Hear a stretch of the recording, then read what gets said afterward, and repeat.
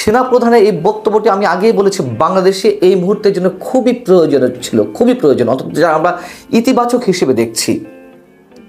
এবং সেই জায়গা থেকে তার বডি ল্যাঙ্গুয়েজগুলো অনেকে বোঝার চেষ্টা করছেন তিনি আসলে কোন দিকে যাচ্ছেন, এমনকি সেনা অভ্যুত্থান ঘটতে যাচ্ছে কিনা। তিনি যদিও মুখে বলেছেন যে ওই ধরনের বা অন্য কোনো ইচ্ছা তার নেই, তারপরেও অনেকে প্রশ্ন তুলছেন যে তিনি কি সেনা অভ্যুত্থানের দিকে যাচ্ছেন। আন্তর্জাতিক গণমাধ্যমগুলো কে কি বলেছে সে বিষয়ে কিছুটা ধারণা দেওয়ার চেষ্টা করব। তবে সে বিষয়ে যাওয়ার আগে অন্তর্বর্তী সরকারের উপদেষ্টারা বা উপদেষ্টাদের ঘুম যে অনেকের হারাম হয়ে গেছে সেই ইঙ্গিতও আমি দিয়ে রাখছি। এবং যেহেতু বিষয়টি সেন্সিটিভ, আমি স্পষ্ট করে কারণ নাম উল্লেখ করছি না, কে কি বলেছে সে কথাও বলছি না, শুধু বলছি অনেকের ঘুম আরাম হয়ে গেছে। অনেকে বলতে চাইছেন যে তার এই বক্তব্যের মধ্য দিয়ে আওয়ামী লীগকে পুনঃপ্রতিষ্ঠার একটা বিশেষ ইঙ্গিত আছে কিনা। আমি শুধু এটুকু বলে রাখলাম, আপনারা উপদেষ্টা তো খুব বেশি নেই অন্তর্বর্তী সরকারে, 22 জন 23 জন, প্রত্যেকের ফেসবুকে একটু যেয়ে দেখতে পারেন গত পরশু রাত থেকে গতকালকে পর্যন্ত কে কে স্ট্যাটাস দিয়েছে এবং সেখানে একটি বিশেষ শব্দ ইউজ করেছে। আমি সেই শব্দটি উচ্চারণ করতে পারি না, একেবারে ইনফর্মাল একটি শব্দ যার মধ্য দিয়ে স্পষ্টত ইঙ্গিত পাওয়া যায় যে কার কি অবস্থায় এই মুহূর্তে অথবা কে কি ভাবছেন, কোন অবস্থায় রয়েছেন। এবং একই সঙ্গে প্রশ্ন তুলতে চাই, সরকারের উপদেষ্টা পদে থেকে, মন্ত্রী পদমর্যাদায় থেকে কোনো ব্যক্তি এই ধরনের শব্দ ইউজ করতে পারেন কিনা সেই প্রশ্নটি আমি রেখে দিলাম। এখন বিবিসি তাদের প্রতিবেদনে বলছে যে 5 আগস্ট শেখ হাসিনার শাসনের পতনের দিনে রাজনৈতিক দলগুলোকে ডেকে সেনাপ্রধান যে বৈঠক করলেন সেদিন তার যে বডি ল্যাঙ্গুয়েজ সেটি নিয়ে অনেককে ভাবিয়েছে। এবং খুব স্বাভাবিকভাবেই সেনাপ্রধানের যে বক্তব্য সেদিন ছিল আর গত 25শে ফেব্রুয়ারি তার যে বক্তব্য, তার বডি ল্যাঙ্গুয়েজের মধ্যে অনেক পার্থক্য আছে। সেদিন তিনি খুব নার্ভাস ছিলেন, খুব স্বাভাবিক। একটা দেশকে একটা ট্রাকের উপরে তুলে নিয়ে আসা, রাইট ট্র্যাকে নিয়ে আসার চেষ্টা, এবং তিনি সেদিন সব ধরনের দায়িত্ব নিয়েছিলেন কি একটা ভঙ্গুর পরিস্থিতিতে। সেদিন তার বডি ল্যাঙ্গুয়েজ খুব একটু অস্বাভাবিক থাকারই কথা, কিন্তু 25শে আগস্টে তার যে বডি ল্যাঙ্গুয়েজ অনেক বেশি কনফিডেন্ট, অনেক বেশি আত্মবিশ্বাসী ছিল, এমনটাই বোঝা যায়। সেটাই বিবিসি উল্লেখ করার চেষ্টা করেছেন যে ওদিন তার শারীরিক ভঙ্গি এবং ভাষা অনেক কঠোর এবং শক্ত ছিল। সেনাপ্রধানের বক্তব্য নিয়ে কোন রাজনৈতিক দল কে কি বলছেন, তার বক্তব্যকে কে কীভাবে খণ্ডন করছেন সেগুলো তুলে আনা হয়েছে। মির্জা ফখরুল ইসলাম আলমগীর বিবিসিকে বলছেন যে সেনাপ্রধানের বক্তব্য দেশের সংশ্লিষ্ট সব পক্ষকে ঐক্যবদ্ধভাবে দায়িত্ব পালন করারই আহ্বান, এবং সে কারণেই সেনাপ্রধান সবাইকে সতর্ক করে দিয়েছেন। কেউ কেউ আবার বলছে যে গণ অভ্যুত্থানের পর অনেক ক্ষেত্রে অন্তর্বর্তী সরকার ব্যর্থ হয়েছে, বিশেষ করে আইন শৃঙ্খলা পরিস্থিতির চরম উদ্বেগ সংখ্যা তৈরি করেছে। রাজনৈতিক দলগুলো যে বিভেদে জড়িয়ে পড়েছে সেই মেসেজটি তো স্পষ্টভাবে দিয়েছেন সেনাপ্রধান, সেটা আমরা নিজেরাও দেখেছি। জামায়াত কি বলছে? জামায়াতের কেন্দ্রীয় নেতা মতিউর রহমান আকন্দ তিনি বলছেন দেশের অস্থিতিশীল পরিস্থিতির সঙ্গে স্বাধীনতা সার্বভৌমত্ব বিপন্ন হওয়ার বিষয় কেন এলো এটি তাদের দলীয় ফোরামে আলোচনা করে এ বিষয়ে তারা প্রতিক্রিয়া জানাবে। এখন অন্য গণমাধ্যম কি বলছে? ভারতের এমন কোনো গণমাধ্যম নেই যে বাংলাদেশের সেনাপ্রধানের বক্তব্য খুবই গুরুত্ব দিয়ে না ছেপেছে। আমি তো প্রথমেই বলেছি কারা কারা আছে এই তালিকায়। যেমন ইকোনমিক টাইমস বলছে অন্তর্বর্তী সরকার আইন শৃঙ্খলা বজায় রাখতে ব্যর্থ হলে বৃহত্তর সামরিক ভূমিকার ইঙ্গিত দিয়েছেন। সেনাপ্রধান নাকি এ ধরনের ইঙ্গিত দিয়েছেন, কিন্তু সেনাপ্রধান তো স্পষ্ট বলে দিয়েছেন যে অন্য কোনো ধরনের আকাঙ্ক্ষা বা ইচ্ছা তার নেই। এবং তার যুক্তি হিসেবে আমিও নিজেও বলেছি যে 5 আগস্ট এমন একটি সম্ভাবনা ছিল, খুবই বড় সম্ভাবনা, যেখানে কেউ কোনো প্রশ্ন তুলতে পারতো না, কিন্তু সেই সুযোগটি সেনাপ্রধান নেননি।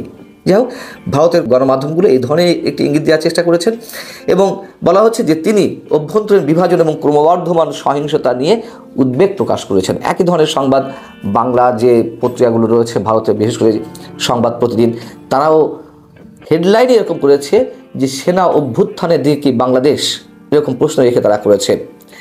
এনডিটিভি যে শিরোনামটি করেছে যে দেশে নৈরাজ্য আমাদের নিজেদের সৃষ্টি, কোট করেছেন, কোট করা হয়েছে সেনাপ্রধানের বক্তব্য থেকে। খালিজ টাইমস আবুধাবির প্রখ্যাত একটি গণমাধ্যম, তারা কি বলছে? তারাও খানিকটা ওই ধরনের ইঙ্গিত দিয়েছে যে বাংলাদেশের সামরিক অভ্যুত্থানের দীর্ঘ ইতিহাস রয়েছে। 5 আগস্ট শেখ হাসিনা হেলিকপ্টারে ভারতে পালিয়ে যাওয়ার পর মিস্টার জামানি দায়িত্ব গ্রহণ করলেও তিনি জনগণকে নোবেল পুরস্কার বিজয়ী ক্ষুদ্র ঋণের অগ্রদূত মোহাম্মদ ইউনূসকে সমর্থন করার আহ্বান জানিয়েছেন। যাই হোক, পাকিস্তানের ডন তারাও এই ধরনের ন্যারেটিভ তুলে ধরেছে। এখন বিষয় হচ্ছে যে আমি আগেই বলেছি আমার একটি কন্টেন্টে, সেনাপ্রধানের এই বক্তব্যকে যে যার মতো করে ধরছেন, সরকারের সমর্থক বা সরকারে যারা রয়েছেন সংশ্লিষ্ট দায়িত্বশীল, অনেকে সেনাপ্রধানের বক্তব্যটি নেগেটিভভাবে নিচ্ছেন, আবার একইভাবে নেগেটিভভাবে নিচ্ছেন আওয়ামী লীগের যারা রয়েছেন, আওয়ামী লীগের সমর্থক, তারা বলছে যে সব কিছুর জন্য দায়ী সেনাপ্রধান।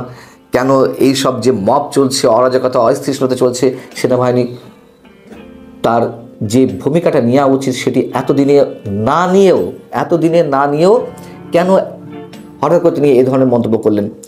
দেখুন, করতেই পারেন। তারপরে তো আরও একটি পক্ষ রয়েছে, আরও একটি পক্ষ আমাদের মতো যারা সাধারণ মানুষ, তারা সেনাপ্রধানের বক্তব্যটি অবশ্যই অন্যরকমভাবে গ্রহণ করেছে এবং তাদের মধ্যে এমন একটি ধারণার সৃষ্টি হয়েছে যে অন্ধকার চারিদিকে দেখা যাচ্ছিল, সেখান থেকে খানিকটা হলেও আলোর একটা রেখা সেনাপ্রধানের বক্তব্যের মধ্যে দিয়ে দেখা যাচ্ছে। রাত 1টার দিকে রাজধানীর বিজয় সরণিতে তিনি সাংবাদিকদের ডেকে রীতিমতো সংবাদ সম্মেলন করেছেন এবং সেখানে তিনি কি জানিয়েছেন? কিছুই না, নতুন কিছুই না। এর আগে স্বরাষ্ট্র উপদেষ্টা লেফটেন্যান্ট জেনারেল জাহাঙ্গীর সাহেব তিনি রাত 3টার সময় তার বাড়িতে সাংবাদিকদের ডেকে নিয়ে গেলেন। সবাই ভাবলেন যে কি না কি ঘটেছে বা কি না কি ঘোষণা আসবে। কিছুই না, উদুর পিণ্ডি বুদুর ঘাড়ে চাপানো, আওয়ামী লীগের ঘাড়ে চাপিয়ে দেওয়া হলো। যা কিছু ঘটছে সব আওয়ামী লীগের নেতাকর্মীরা করছে। আসিফ মাহমুদ সজীব ভুঁইয়াও ঠিক একইভাবে। এই যে লেফটেন্যান্ট জেনারেল জাহাঙ্গীর সাহেবের এই সংবাদ সম্মেলনটি নিয়ে মানুষ যে এত ট্রল করলো, মানুষ যে এত সমালোচনা করছে, সারা দেশে তুলকালাম কাণ্ড ঘটে গেল, হাসাহাসির রোল পড়লো এত দুর্ঘটনার মধ্যেও, আবার স্থানীয় সরকার উপদেষ্টা ওই একই কাজ করলেন। লাভটা কি হচ্ছে এতে? মানে তার কি মানুষকে বোঝাতে চান যে তারা খুব অ্যাক্টিভ, তারা রাতে ঘুমান না? যেমন লেফটেন্যান্ট জেনারেল জাহাঙ্গীর সাহেব তিনি প্রমাণ করার চেষ্টা করেছেন তিনি সারা রাত ঘুমান না। আসিফ মাহমুদ সজীব ভুঁইয়াও প্রমাণ করার চেষ্টা করলেন তিনি সারা রাত ঘুরে বেড়ান। এবং আসিফ মাহমুদ সজীব ভুঁইয়াকে কেন এটি করতে হলো, এই ব্রিফিংটা? এর আগে আমি শুধুমাত্র বোধহয় কথা বলেছিলাম আপনাদের সামনে যে আইন শৃঙ্খলা রক্ষা সংক্রান্ত যে কমিটি হয়েছে, জাতীয় কমিটি, সেটা সদস্য সচিব আসিফ মাহমুদ সজীব ভুঁইয়া, তার কি এমন জ্ঞান রয়েছে, কি এমন অভিজ্ঞতা রয়েছে যে এরকম একটি কমিটিতে সদস্য সচিব হিসেবে আসতে হবে? আর কোনো ব্যক্তি নেই সরকারের, ব্রিগেডিয়ার জেনারেল সাখাওয়াতের মতন মানুষ নেই যে তাদেরকে এই ধরনের একটি স্পর্শকাতর এবং খুবই গুরুত্বপূর্ণ কমিটিতে রাখা যেত? তো আসিফ মাহমুদ সজীব ভুঁইয়া তিনি কি বললেন সাংবাদিকদের ডেকে? কিচ্ছু নতুন নেই, যা স্বরাষ্ট্র উপদেষ্টা বলেছিলেন তার পুনরুল্লেখ। তিনি বলছেন যে গত 6 মাসে বড় ধরনের অপরাধ কমেছে। একটি ঘটনা ভাইরাল হলে সবাই আতঙ্কিত হয়ে যায় এবং তার সুরে সুর মিলিয়ে ডিএমপি কমিশনার সাজ্জাদ আলী তিনি বলছেন যে বনশ্রীর স্বর্ণ ব্যবসায়ীর কাছ থেকে ছিনতাইয়ের ঘটনা ভাইরাল হওয়াতে মানুষের মধ্যে প্যানিক সৃষ্টি হয়েছে, আতঙ্ক সৃষ্টি হয়েছে। এই একটি ঘটনা ঘটেছে গত কয়েকদিনে, আর যদি ধরেও নিয়ে একটি ঘটনা ঘটেছে, এটি ভাইরাল হবে না? মানুষ জানতে চাইবে না, মানুষ জানাতে চাইবে না, সংবাদ মাধ্যমে আসবে না, নাকি জেনে শুনে চুপ করে থাকবে? আসিফ মাহমুদ বলছেন যে ছিনতাইয়ের মতো কিছু ঘটনা ঘটেছে, গত 6 মাসে বড় ধরনের কোনো ঘটনা ঘটেনি এবং দেশে যে চাঁদাবাজির ঘটনা ঘটছে এখানে রাজনৈতিক ইন্ধন রয়েছে এবং আওয়ামী লীগের ইন্ধন রয়েছে। বিশেষ করে দেশে যে আইন শৃঙ্খলা পরিস্থিতি খারাপ অবস্থায় পৌঁছাতে যাচ্ছে বা পৌঁছেছে, সেটি আওয়ামী লীগের নেতাকর্মীরা করছে। এই একই কথা ঠিক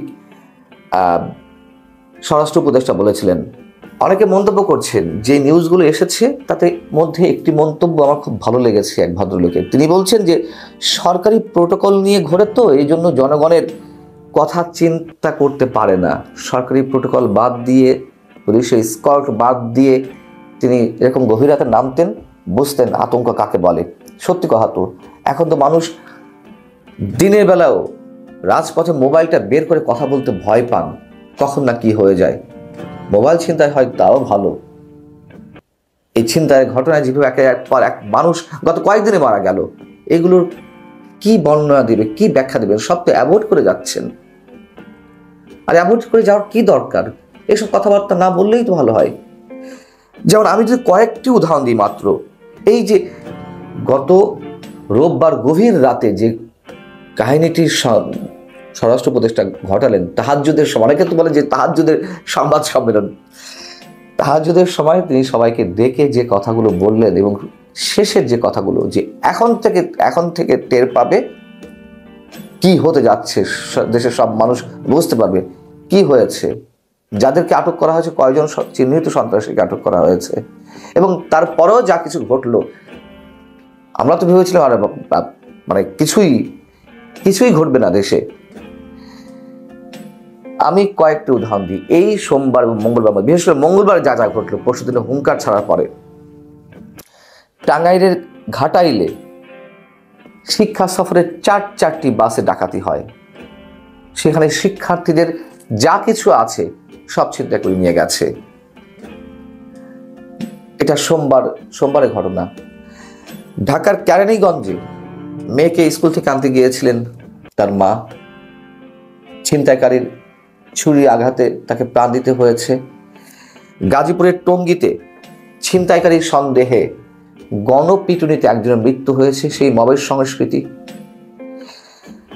উত্তরাতেও একই অভিযোগে, ছিনতাইয়ের অভিযোগে 2 জন কিশোরকে গণপিটুনি দিয়ে ব্রিজের সঙ্গে ঝুলিয়ে রাখা হয়েছে। যাত্রাবাড়িতে এক যুবককে কুপিয়ে হত্যা করা হয়েছে। একই এলাকায়, একই যাত্রাবাড়িতে আহত করে, দেশীয় অস্ত্রে আঘাতে আহত করে ছিনতাই করা হয়েছে। প্রায় লাখ খানেক টাকা বা 70,000 টাকা ছিনতাই করা হয়েছে। এবং নোয়াখালীতে বাসা বাড়িতে চুরি করতে গিয়ে চোরকে চিনে ফেলায় তাকে হত্যা করা হয়েছে। এরকম অসংখ্য ঘটনা ঘটছে। কটি ঘটনা আমরা নিয়ে আসবো, কটি ঘটনা সংবাদ মাধ্যমে উঠে আসে।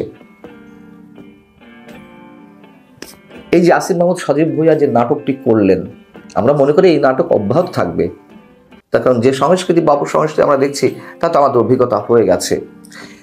এই সংবাদ সম্মেলনটি কি যদি এই যে বুধবার সকালে করা হতো বা তার নিজের মন্ত্রণালয়ে যে কোনো সময় করা হতো, ক্ষতি কি ছিল?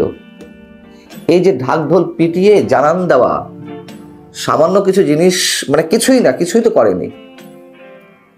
এবং পুলিশ কমিশনার যে ভাষাতে কথা বললেন যে চুরি অপরাধ এগুলো আগেও ছিল আমরা জানি, কখন এগুলো মানুষকে স্ট্রাইক করে মানসিকভাবে।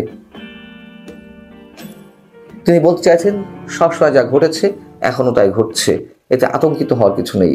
সমাজে অপরাধ সবসময় থাকে, আমরা তো জানি সমাজে সবসময় অপরাধ থাকে।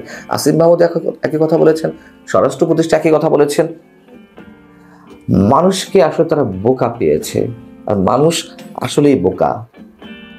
মানুষ বারবার প্রতারিত হয়, মানুষ নিরুপায়, অসহায়, এবং মানুষ সত্যিই এখনো মানুষ হয়ে উঠতে পারেনি। আসলে বোকাই রয়ে গেছে আমরা। তারা যা বোঝায় আমরা বোঝার চেষ্টা করি।